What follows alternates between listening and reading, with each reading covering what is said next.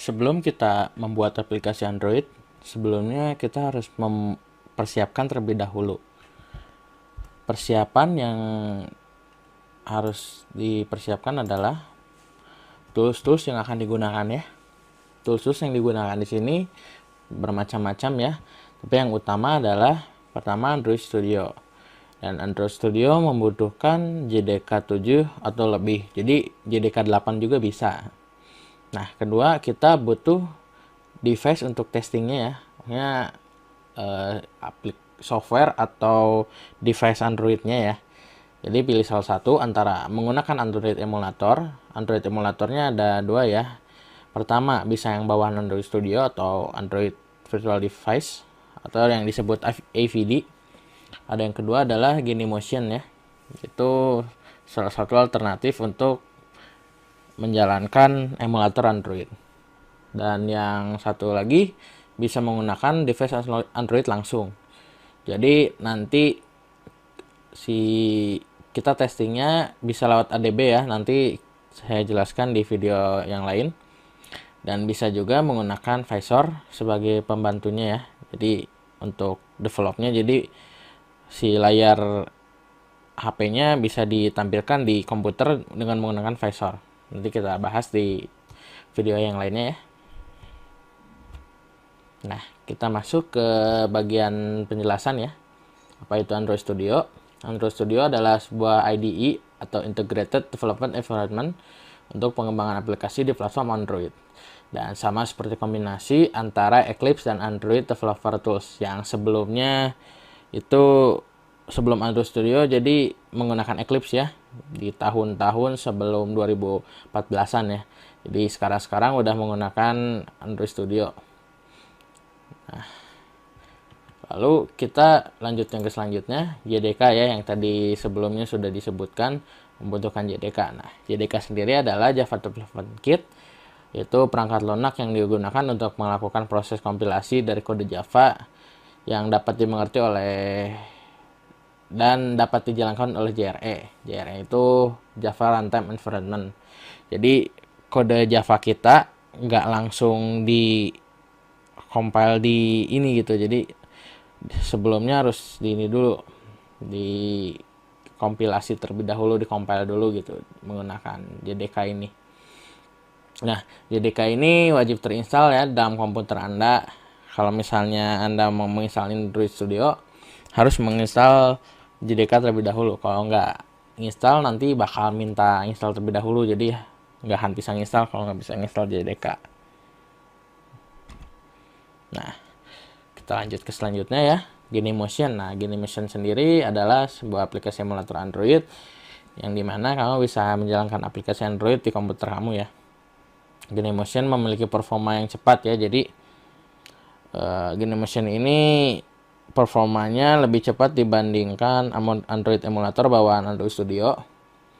Jadi kalau misalnya develop menggunakan ini bisa lebih cepat ya. Nah, jadi Genymotion ini merupakan solusi selain Android emulator bawaan Android Studio.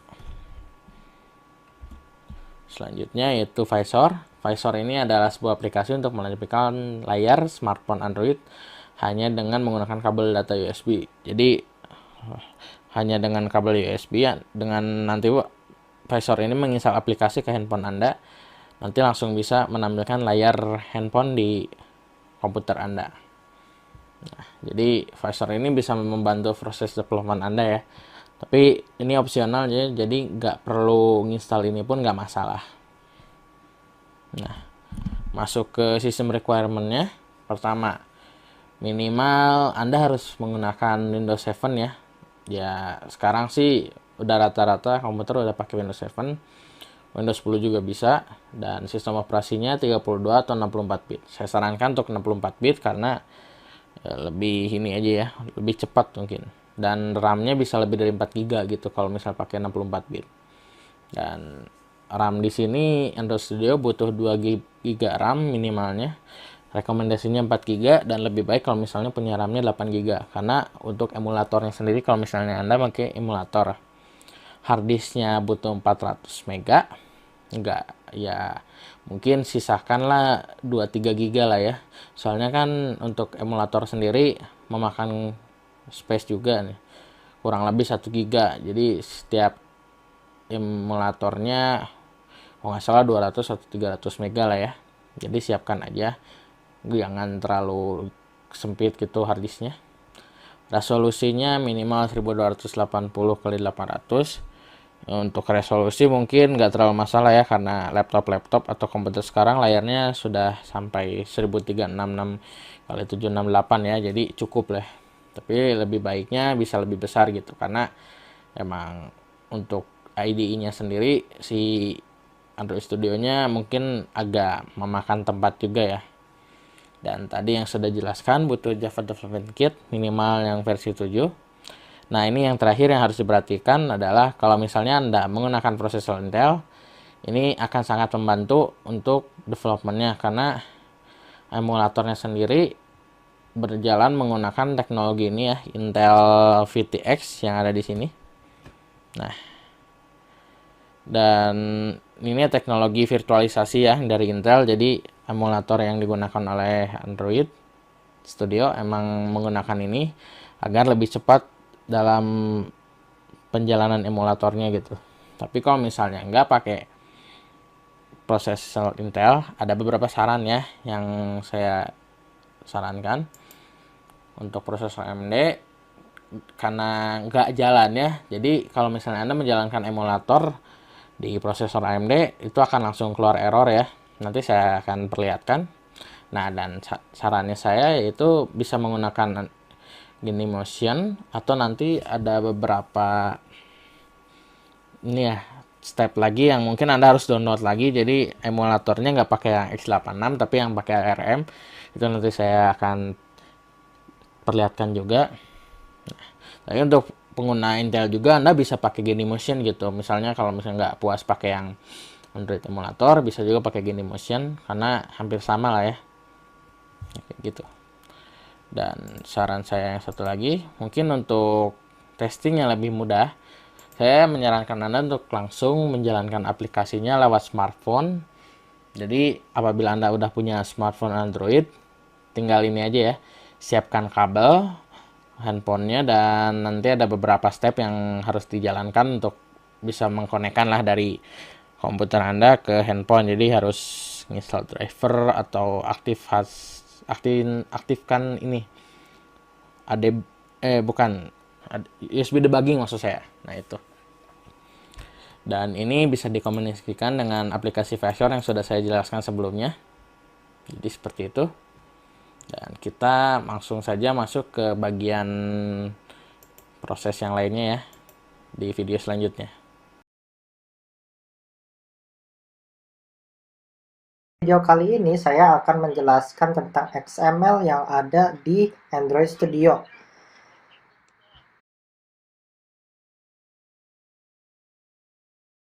XML adalah sebuah layout yang ada di dalam Android Studio, di mana itu untuk mengedit dan memberikan UI dan UX pada aplikasi teman-teman. Dan di dalam XML itu ada banyak view group dan juga view. Salah satu dari view group itu adalah constraint layout, linear layout, relative layout, dan masih banyak lagi. Dan bisa digunakan sesuai hati dan sesuai kebutuhan. Lalu yang mana yang disebut view group? View group adalah view yang pertama ditampilkan ketika sudah membuat file XML baru. Dan seperti yang sudah dijelaskan tadi, view group itu ada banyak. Ada constraint layout, relative layout, dan lain-lain. Kemudian view adalah komponen yang berada di dalam view groupnya. Dan biasanya adalah text view, image view, dan lain-lain. Untuk video hari ini, saya akan menjelaskan tentang constraint view dan cara menggunakannya untuk membuat layout dan UI dan UX di aplikasi Anda yang terbaik. Konsep dasar dari constraint layout adalah rantai. Jadi ketika teman-teman membuat constraint write atau constraint start to start of parent, itu seakan-akan view-nya yang teman-teman berikan constraint write itu seakan teman-teman itu memberikan rantai dan rantai tersebut ditarik ke parentnya, yaitu view group dari constraint layout tadi. Karena ditarik, otomatis view tersebut akan menuju ke kanan.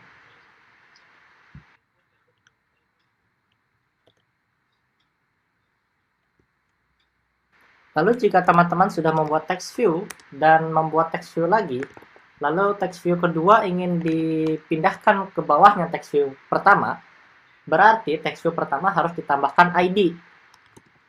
Lalu di text view kedua, seperti di contoh image view, itu ditambahkan constraint top to bottom of ID dari text view yang ada di atas.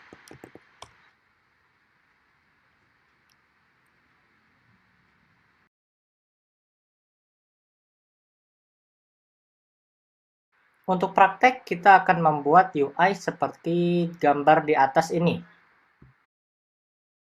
So, yang pertama di paling atas itu ada status sama back, button back. Kita bikin itu dulu, oke. Pertama, kita bikin image view. Kira-kira 55 dp dan height-nya 55 dp. Lalu kita tutup dulu. Nah, lalu kita tambahkan source. Untuk menampilkan arrow seperti ini, kita butuh ke res drawable, kita bikin lagi vector asset. Kita pilih gambar, lalu kita cari arrow ini. Nah, ini bisa dikasih warna saja, lalu kita klik next. Finish. Di sini namanya langsung tertulis IC baseline arrow back. Kita tulis saja IC arrow back. Lalu muncullah arrow dan sekarang kita akan kasih constraint-nya. Kita kasih constraint yang di atas. Kita kasih ke match parent, kita kasih rantai, lalu yang kiri kita kasih ke match parent kiri. Lalu kita akan buat text view. Ini wrap content, lalu text. Tulisannya adalah stats. Nah, kita kasih text style bold, lalu text color Android black, lalu mungkin text size 22 sp. Nah, dan untuk sekedar tambahan, kita kasih ID. Kita memakai cara yang kedua, yaitu cara dengan memberikan mengetik constraint sendiri. Kita beri ID namanya image view. Jadi ini image yang dikasih nama, lalu di text view tersebut kita berikan constraint start to end of image view. Pindahlah start itu sebelah kiri dan end itu di sebelah kanan. Seperti halnya kita menulis huruf, kita mulai dari kiri menuju ke kanan. Lalu constraint top to top of parent. Dan akhirnya kita sudah memberikan beberapa rantai pada bagian kiri dan atas. Lalu untuk merapihkan lagi, kita akan mendrag.